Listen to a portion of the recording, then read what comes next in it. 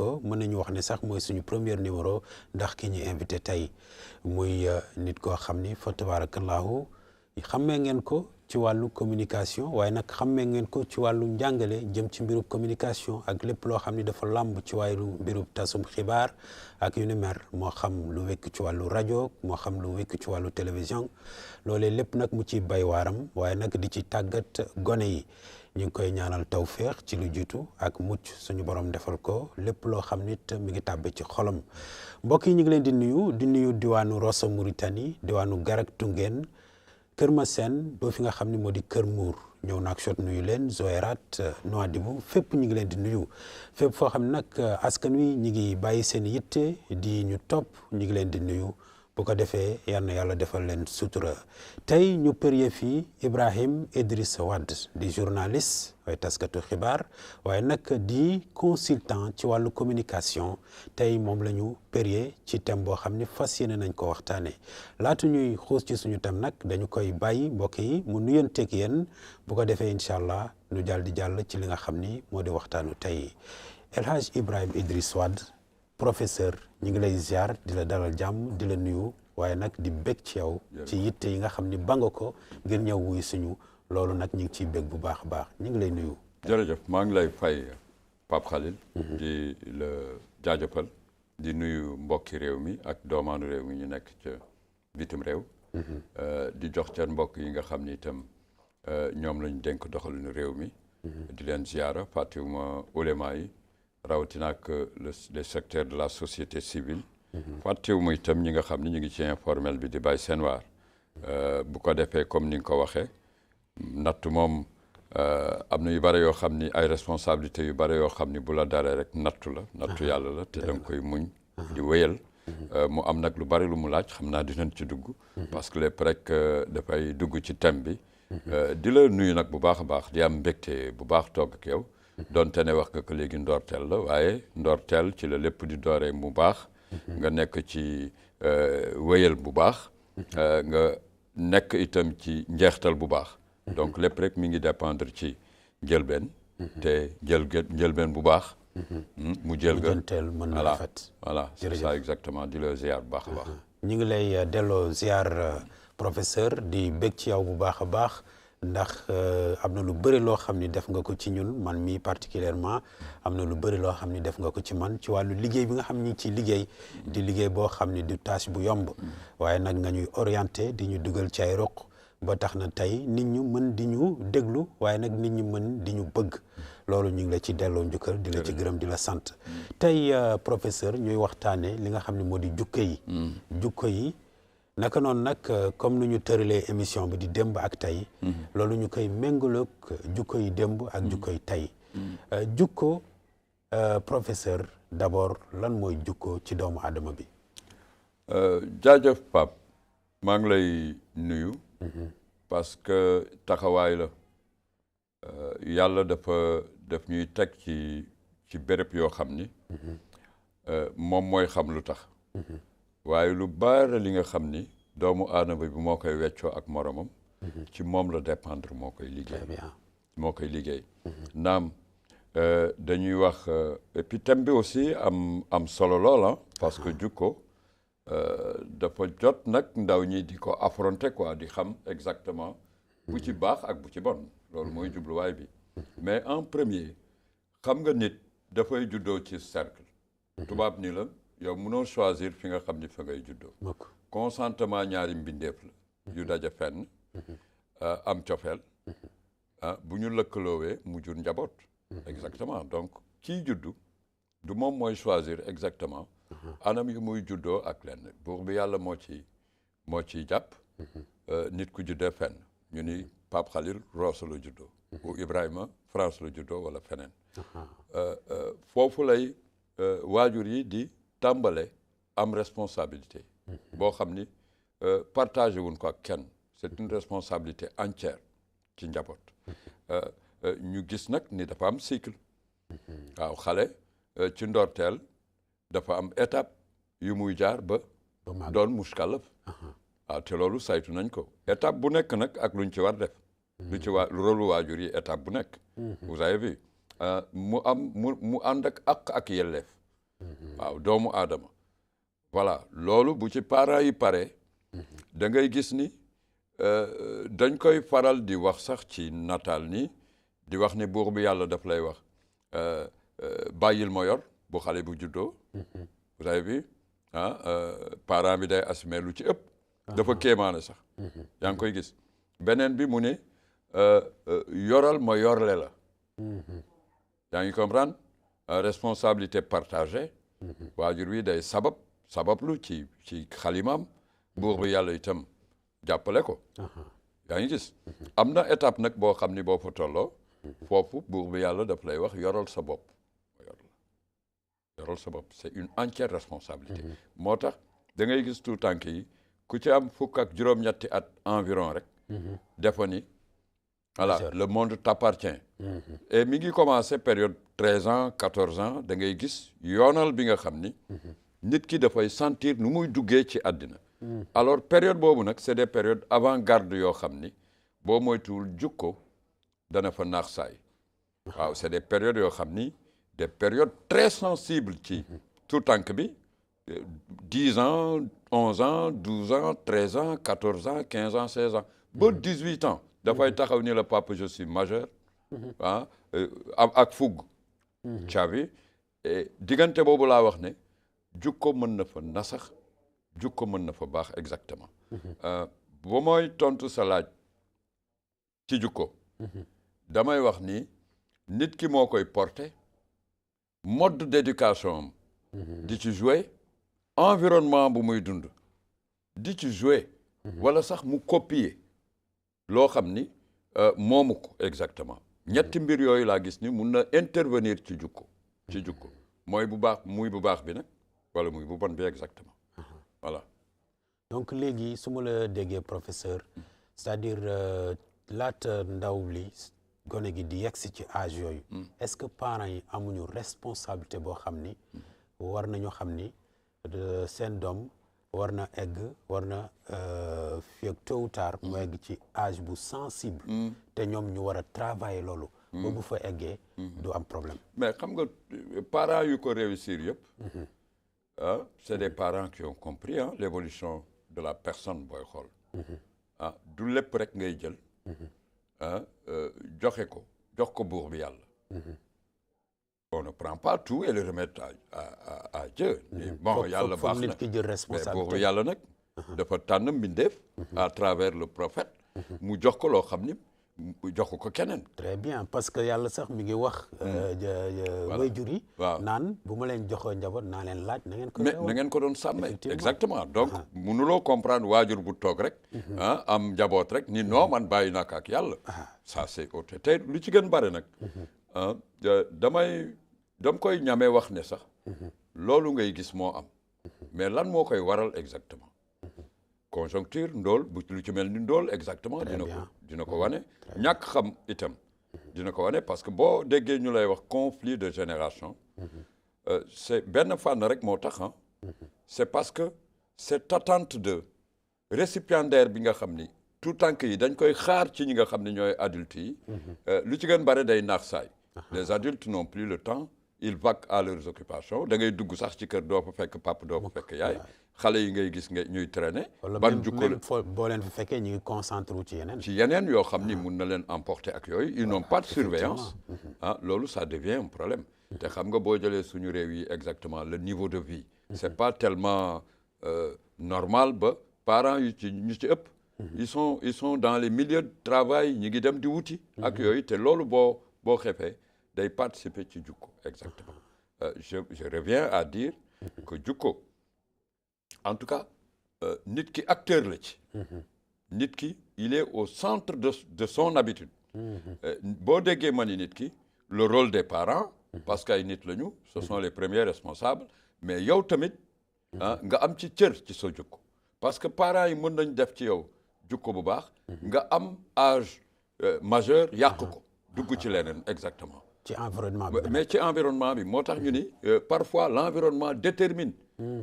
l'individu vous avez vu aspect bu environnement bi du dundee mën na changer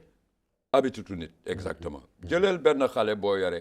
ci réewu tuggal yi exactement ce n'est pas comparable ak suñu xale yi nga xam ne ñoom la ñu yar fii alors bu jógee tugal boo ko indee Rosso par exemple ci biir xale yi mu ñuy tere 1 mois dootoo ko xamee dafay coloré wu ak li nga xam ne ñoom la fekk si ñoom effectivement parce que day dépendre exactement ci environnement dépendre ci ñin la yeere dépendre aussi ci sa fréquentation exactement pour arriver à dire jukko bu baax ak jukko bu baaxul am na solo professeur ba tey ci loolu jukko yooyu nga xam ni xale bi à l'âge d'adolescence mën na ko am est-ce que loolu indiwul problème ci réew yi c'est-à-dire jukko yi topp leen ba ci bérébu liggéeykaay yi topp leen ba xam ni fi nga xam ni fa la ñu war a développer suñu réew sur le plan infrastructure sur le plan agriculture sur le plan sur tous les plans nit ñi mën a am jukko yu bon yu safaan yoo xam ni liggéey yooyu war ñu ko liggéey ni mu waree mais tàggat gis nga tàggat mooy éducation yar tout se repose là-bas li ñuy wax ci réew mi actuellement ça c'est moo tax nga gis yenn parents yi di ci xar seen tànk tubéy parce qu'ils comprennent l'importance exactement et pour te dire que tout prend départ dans le cercle familial entre les deux parents dans la famille gis nga nit lu mu wane ci biti rek ñu naw ko daf ko réciter dañ ci teg suñu loxo dafay refléter li nga xam ni moom la waajur yi def ci moom te nit sax bu juddoo c'est pas forcément say waajur ñoo lay yar d'autres personnes peuvent t'éduquer ak niñ la mën yare ak cercle ak environnement yuñ la yare mais jàppal ni tout ce que l'adolescent ou l'adulte répète fait dans l'espace public ou dans son milieu de travail boo xoolee 80% am na reflet éducation bi nga xam ni moom la ay waajuram def ci moom boo xoolee par exemple ki ñu yaru daara ñun ñi ñëpp yaru daara la ñu yar aujourd'hui lan mooy suñu jukko mën nañ dund fu ne on peut se comprendre avec n'importe qui dañuy toroxlu ndax nit vous avez vu donc da ngay dem ba dans une situation boo xam ni nit ñi ñoo lay gënal sa bopp habitude bu lan la habitude bu baax la exactement foo romb mag respecté ko habitude bu lan la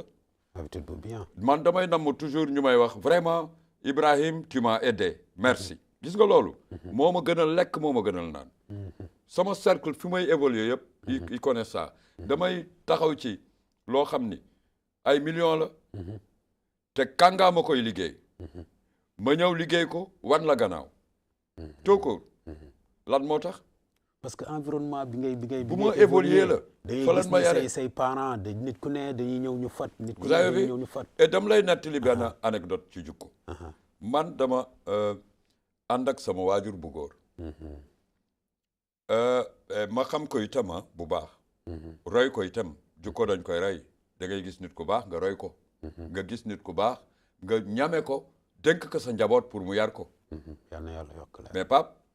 xam nga ni boo amee sa frère wóolu woo ko sax ci jukko doo ko jox sa njaboot mu yar ko donc tout se passe dans l'éducation ci période la boo ko ratee rek c'est fini nit ki mun na am chance épouser jukko yu baax ci mbedd bi mais c'est pas tellement munoo ci compter loo mun a assurer mooy le cercle d'éducation xam nga maa ngi lay nettali léegi nii dama am benn anecdote ma ànd ak sama waajur bu góor gis fukki nit yoo xam ni ñu ngi wut ubbi benn bunt béréb bu ñu fanaan munuñu ko ubbi amuñu xel bi yàlla mayu leen ñu ubbi ko alors mi ngi guddi ñu ngi bëgg fu ñu fanaan di fukki nit munuñu ko ubbi il risque de passer la nuit au dehors man sama kilifa ñëw daagu ndànk yàlla may ko mu ni kallaj bunt bi ubbi fukki yëpp daw dugg ci biir mu des ci biti alors mu ne man de lii de yéen a ngi tële ubbi bunt man ma ñëw yàlla may ma ubbil leen bunt bi ngeen jël place yëpp bàyyi ma fanaan ci biti waaye liy ngëneel lan la benn jukko feeñ na ci mais luy ngëneel lan la foofu mu fanaan ci biti biddantiwul comme dañ doon continuer seen yoon oto fekk ko fa teel ko yóbbu ci njël mu julli fajar parce que ci biti la fanaan oto teel ko fa fekk yóbbu ko ñële bu ñu biddantee génn ubbi bunt bi nii moo ana idd ñu leen idd romb na dem na yoonam te ñooñu mën nañ fa yàgg du ñu am oto avantage exactement moom mooy jukko nit da ngay dem ba sa moromu nit gënal la sa bopp exactement loolu dañ ko taamu te am na luñ ciy wax rek mooy da ngay yeneen jukko daf lay tàkkale ci jamono léegi yoo xam ni doo am recevabilité moo tax ngay bare gis nit ki nu mu mel ci jukko du bare gis ñu ko koy delloo exactement nu mu waree loolu mooy faussé d'ailleurs par rapport à la pauvreté par rapport à la conjoncture par rapport ak yenn éducation yi nga xam ni waajur yi amatuñu jot pour exactement éduquer leurs enfants yooyu fléau moo koy indi waaw mais da ngay jàpp ne nag Pape waajur mën na def jukko ju baax ci doomam mu xëy suba génn mbedd mi yàq ko wala yeneen fréquentation waaw jukko ju baax daal mooy jukko ju wóor te dañ koy tàggat waajur yee koy tàggat seen njaboot kii nga xam ni mooy la concerné aussi tàggat ko ci moom ba mu consolidé wu mooy jukko boo xam ni dañ ko def ci yow mu wéy ci durabilité exactement loolu mooy jukko dana nekk nag ci nit mu baax dana nekk ci nit mu bon exactement yàlla nu ñu yàlla musal ci jukko ju bon amin amin sa léegi ni wax nga ko léegi ci wàllu pauvreté xam nga bu njëkk mag ñi daani ko booy seetlu amuñu woon te dañ daan am njaboot ngir seen tool yeeg kërëb te pourtant seeni doom dañ daan am jukko yu rafet te même ci wàllu njàngum nasaraan bi sax da ngay gis ni seeni niveau mooy gën a élevé que boo jëlee génération bu mel ni suñu génération seeni niveau mais loolu problème bi fu mu ne actuellement nii mais je te donne l'exemple xam nga réew mi aujourd'hui on crie l'école républicaine njàng ak njàngale bu ñu bëgg ci réew mi mais pourquoi il est tellement important que ñu dugal suñu kàllaama yi ci âge xale yu toll mais les gens en discutent lan mooy importance waaw voilà les gens en discutent mais ils oublient l'âge des enfants pourquoi réew mi ci yenn valeurs yi ñuy insister ci xale bi nga xam ni dafa toll ci benn âge moo tax pour nga yar nit il faut nga xam cycle yi il faut nga xam à telle période xale bi lu mu mën dékku à telle période li nga xam ni day ëpp ci moom à telle période li nga xam ni day diis ci moom ak yooyu il faut que ki nga xam ni moo koy togg di ko tàggat pour ëllëg mu xam évolution yooyu yëpp ba mën ci jaar mooy wax ni la par exemple boo xoolee liggéeyu ndaw yi liggéeyu ndaw dañ ko tere ban ndaw 10 ans 11 ans 12 ans 13 ans 14 ans ba 15 ans sax l'enfant ne doit pas aller travailler pour lan parce que cëril la ñuy bañ mu teel a duy loo xam ne attanu ko exactement daf koy décarcasser c'est teel a bëgg xaalis crime la mais xoolal fléau bu leen di tàkk la léegi tu vois des parents yi nga xam ne ndoolu daf leen jàpp ils ont leur enfant de 10 ans ñuy teel xaar ci moom un revenu boo demee ci alteru PK yi tu le trouves des enfants de 10 ans fukki at ak benn da nga leen di gis ñuy wut xaalis ils partent mais yàlla bu ñu nekk aussi ay xale yu jigéen mais y a du tout y a du tout moo tax réew dañ koy stabiliser un pays c'est de permettre un pouvoir d'achat ba nga xam ni aux citoyens ba nga xam ni mën nañ yem seen bopp lu mu tuuti wala lu mu bari ñu am ko mën nañu doyloo seen bopp exactement mooy à leur permettre bu ñu doolee sax mën am espoir minimum boo xam ni war na leen indil dara mais foo xam ni ndool bu amee espérer wuñu dara ba seen doom yi di dem di agresser di def naka su dul noonu moo tax je reviens sur ma réponse boo xoolee suñu kàllaamay réew yi suñu kàllaama yu ñu yor yi ci réew mi ni mu wutee les gens insistent à ce que ñu dugal ko ci njàng mi ak njàngale bi ñu bëgg ci réew mi am na lu tax c'est parce que boo defee un retour ci loo xam ne suñuy valeur la ñun exactement l'enfant bi ngay jàngal ci suñuy kàllaama ñun il devient 6 fois beaucoup plus avancé que l'enfant buy jéggaani làkk exactement on a l'exemple dans plusieurs pays nuñ ko defee ci réew mi exactement c'est ce qui devient soo demee ay Inde ay Chine un problème de en Turquie bu ñu demee ba gisuñu lu ñu xamul ils ont tout repris en turc et puis évoluer avec ça donc le développement commence par soi-même d'abord gis nga le soi là le moi nit ñi dañuy wax man mais il faut ñu dem ci développement personnel pour développer le moi là c'est quoi exactement mooy d'ailleurs dañ lay wax ni boo xamul sa bopp sax nattul sa bopp ci jukko sax munoo échanger dara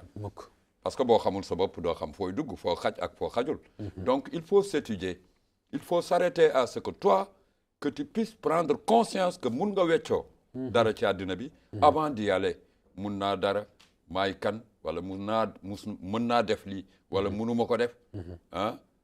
xool ko rek par rapport ak léegi. nit ki devant le besoin loo ko wax mu ni mën na ko. waaw alors que c'est interdit. bokkul ci jukko ju baax. nit bu xoolee dara ñu sant ko munu ko dafay wax ni lii munuma ko. bàyyi keneen def en plus foog nit ki am benn spécialité boo xam mais ne spécialité. nga ranger sa bopp. yooyu yëpp ci jukko la bokk. ci jukko la bokk te dañ koy def ci ay valeur la. voilà bu ko defee loolu dañ koy séddoo kii moom lii kii quand moom même lii kii moom la tu peux pas ramasser tout quand même parce que tout simplement tu sais tout. fii nag ci réew mi tout le monde sait tout. la course elle est là. la conjoncture elle est là le besoin il est là. l'envie d'avoir de l'argent facile il est là. parfois on saute et on s'oublie nous-mêmes.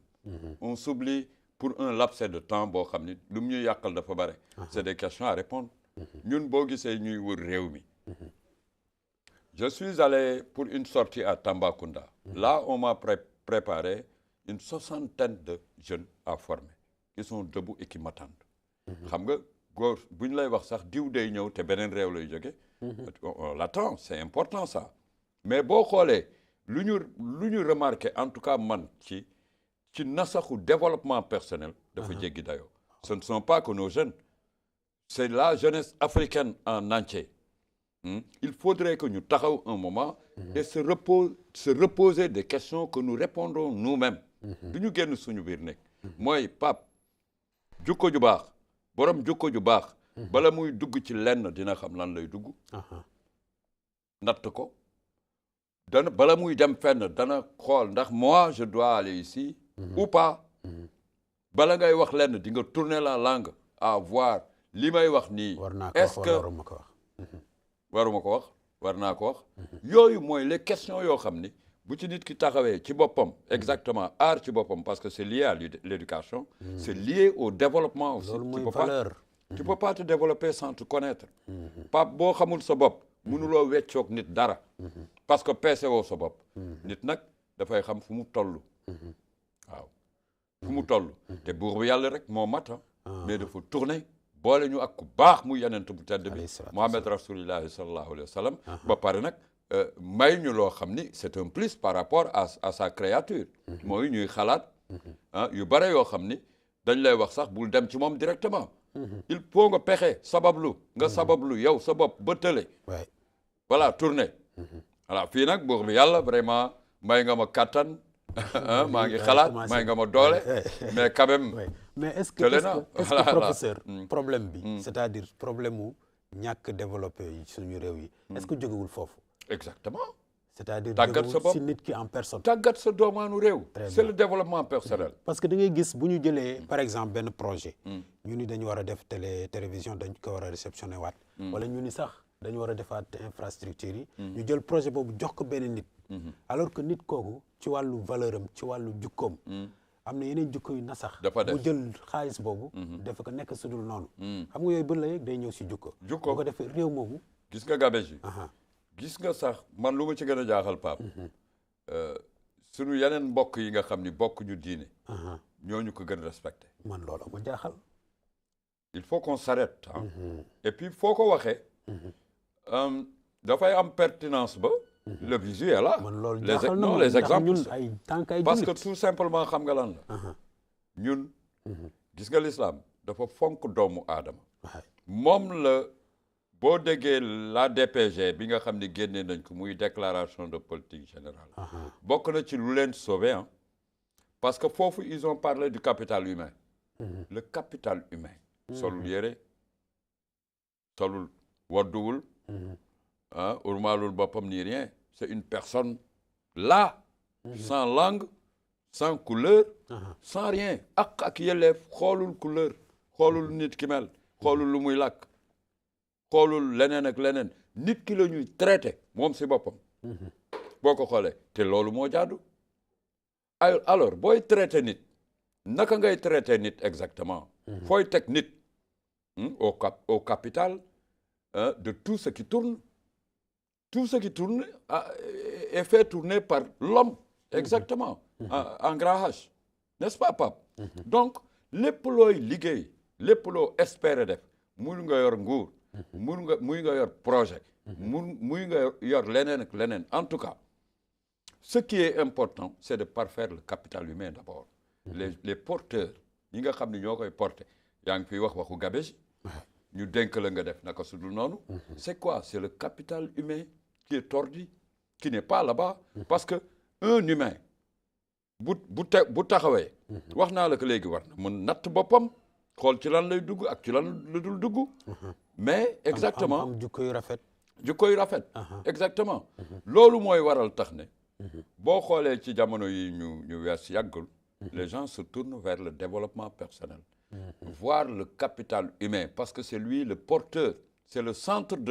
du développement le capital humain mënuloo comprendre yow nga am say activité di évoluer qui empoche tes bénéfices ku xool say employés gis leen ñuy yooyu di daanu ils peuvent même pas arriver au lieu de travail loolu crime la exactement gis nga foo fekk employeur foo fekk njiitu réew bu baax doomaanam ngay xool exactement il transporte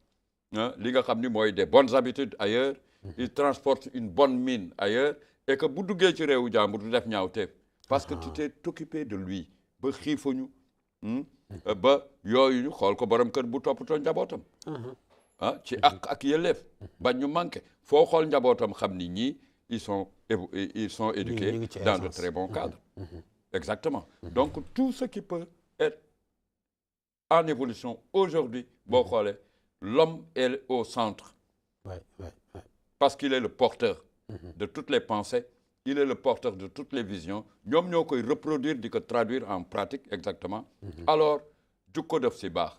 jukko bi nag day commencer si celui qui utilise les hommes celui ki nga xam ni moom la nit ñi yaakaar exactement xam nga boo falee njiitu réew dañ ko yaakaar moo tax ñu fal ko en retour alors jukko dafa baax ci moom jukko baax ci ñi nga xam ni ñoo ko yaakaar pour ñu jokkalante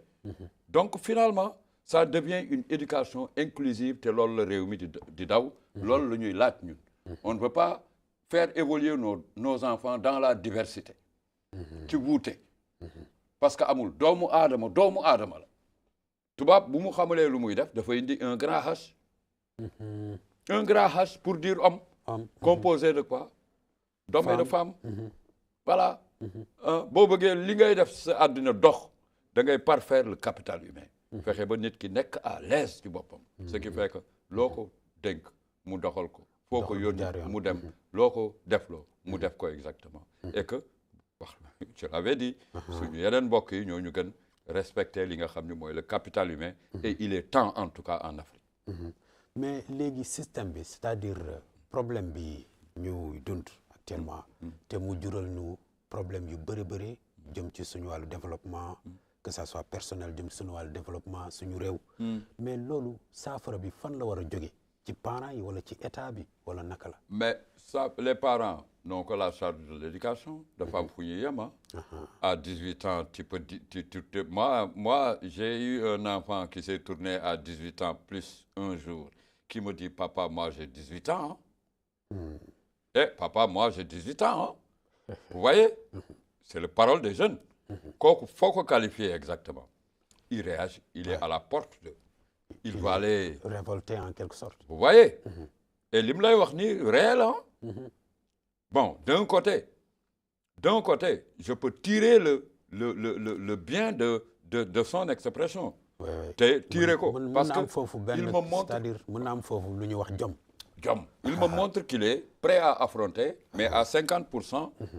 je vois qu'il me manque de respect comme tout bon père tu tournes vers ton père papa man am naa fukki at ak juróom-ñett maintenant je peux compter sur moi mais est-ce que loolu du erreur professeur mais 50% dama ko dagg très bien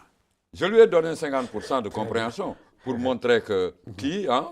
mon fils il est prêt à góor la d'accord mais 50% la yem de l'autre côté c'est de l'indiscipline manque d'éducation là alors j'ai 18 ans je peux faire maintenant je prends mes responsabilités kooku un fils ne le dit pas voilà exactement suñu coutume ñun voilà parce qu'ils partent trop vite mais pour répondre à ta question réew mi bu melee situation yi ñu nekk actuellement man boo ma laajee damay wax doxul exactement je n'ose pas te dire que réew mi dox na alors que y a un ensemble de pauvres là-bas qui ne parviennent pas à manger boo tourné gis xale yi dans la rue boo tourné gis dawal sa oto kenn saaga la keneen wax la leneen kii di jaar fee kee di jaar fee nga laaj ma sama réew man la doxul je peux pas dire que sama réew dox na exactement Pape ci kan laa compté tu l'as demandé loolu nga laaj parents yi rôle bu ñu mënti jouer dafa am lu xew lu fu ñuy yem xale bi bu jéggee kër gi dugg ci dem ci mbedd mi ci public la nekk waaye yàlla na fa fekk loo xam ni moo koy aar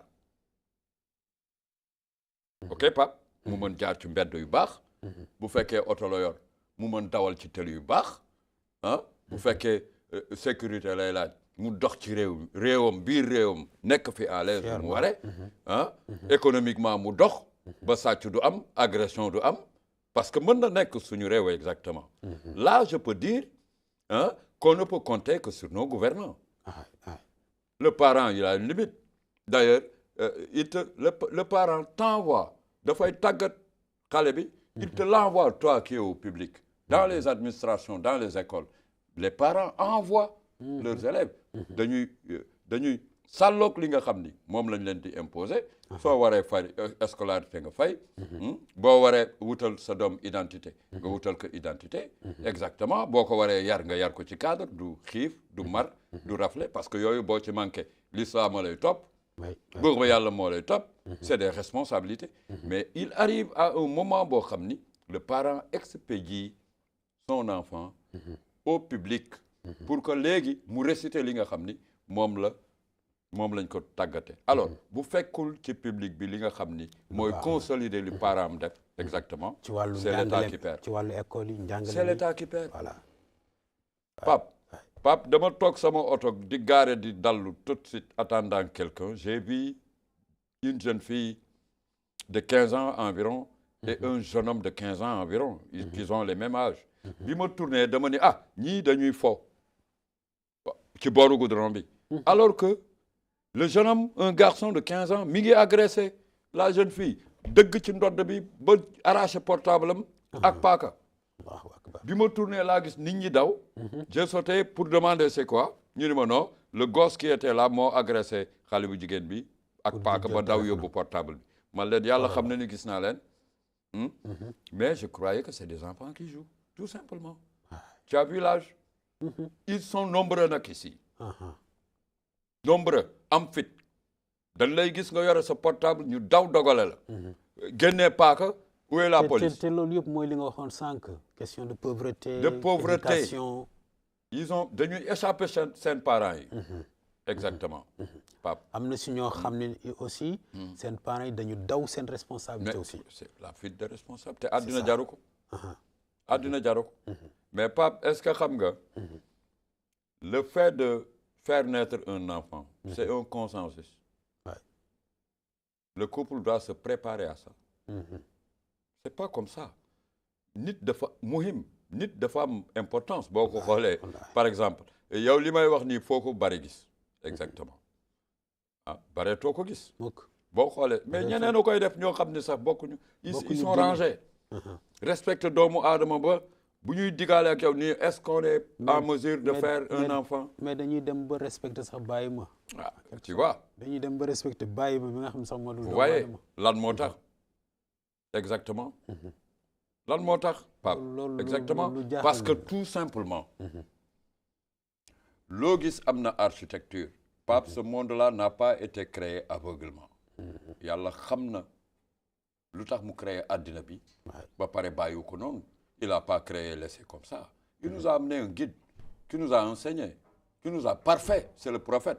mais dans quoi ci arène ku nekk ci arène nga nekk géographiquement l'autre il est à Nouadhibou l'autre est au Sénégal l'autre est au Mali exactement ce n'est pas un hasard donc loo gis ci àddina dafa am architecture booy topp dafa am ay règles noo koy toppee ba ci éducation maa ngi lay wax ni la ay cycle psychologique aujourd'hui le cursus d'éducation de l'enfant de 1 à 3 ans loo ci war def de 3 ans à 6 ans loo ci war def il y a la préparation à l'école scolaire il y a la préparation à l'école coranique tout ça c'est des maalumaat yoo xam ni tu ne peux pas éduquer ton enfant de façon anarchique il y a des règles yoo xam ni boo demee sa diine da nga ko fay fekk boo demee foo mënti dem da nga ko fay fekk c'est de respecter la personne humaine nga jaarale ko ci cursus yoo xam ni dafa war jaar exactement pour arriver à ce que réew mi jariñoo ko. L'objectif c'est ça. Mais quand tu éduques mal ton enfant, c'est l'État qui perd. Parce que les mauvaises choses, il va les répéter, pas dans la maison, mais il va les répéter dans son lieu de travail ou en public ou avec ses amis. te boo xoolee yow xam nga ni réew mi loolu moo ñu rey exactement. te lu ma ci gën a jaaxal. mag ñi dañ koy def. mais boo leen waxee ñu ni la. loolu la parce que dañu échapper seen ay mag. ay mag. L'éducation des adultes. Moi j'ai dit ça une fois. Je me suis aventuré à aller faire revenir les adultes. Leur dire voilà, vous avez sauté des escaliers, il faudra y revenir. Parce que am na jëftin yoo xam ne ñu ngi koy def ci biir réew mi ay mag di ko def. Désolé pas. te da ngay wax ñu ne la lan. waaw mais ñu sànni loxo ba sax ñu saag la. ci oto ci dox ci lépp fu ngeen di daje ci fépp. L'anarchie est partout. Et pourquoi? Il faut revenir au développement personnel. macha allah professeur ñu ngi lay gërëm bu baax a baax. am nañu mbégte ak kontaante ci yow. ba tey nit ñi xamee la ci xam-xam beeg ci lépp. yal na yàlla wéral la. may la kattan ak tawfeex incha allah. mbokk yi seen émission la woon ci numéro bi comme ni ngeen ko gisee ñu àndaloon ak professeur dinañ ko woo ci yeneen jotaay waxtaan incha allah. yaa nu yàlla may dégg ak topp bi jaay Seydina Muhammad gërëm nañ leen sant nañ leen jërëjëf.